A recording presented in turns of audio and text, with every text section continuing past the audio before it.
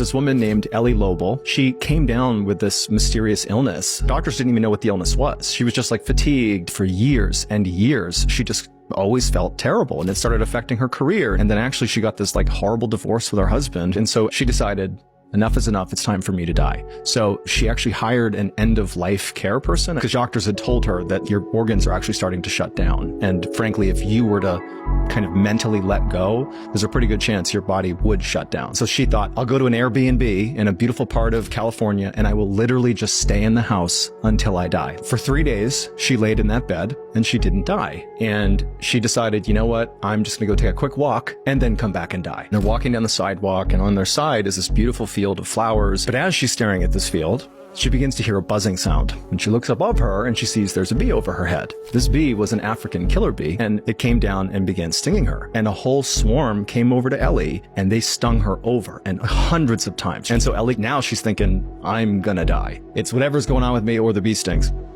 But 3 more days go by, and she doesn't die.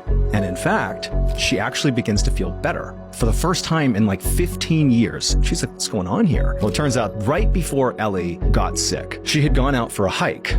And she had noticed she had this little mark on the inside of her thigh. She figured it was a bug bite, didn't think much of it. But it turned out she got bit by a tick that had Lyme disease. And when they bite you, they leave a very distinctive mark. It looks like a bullseye.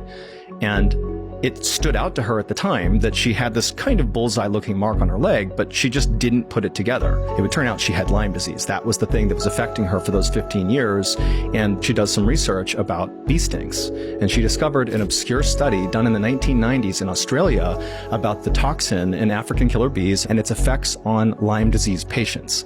And they made this hypothesis that a certain amount of bee stings from African killer bees, in theory, could cure Lyme disease, but it was an unethical study, and they couldn't do it because it would involve swarming killer bees on a critically ill Lyme disease patient. But Ellie Lobel unintentionally conducted the experiment on herself, and it completely cured her Lyme disease. 100% healthy now. She tours the world talking about the positive effects of getting stung by bees. Dude. Crazy, right?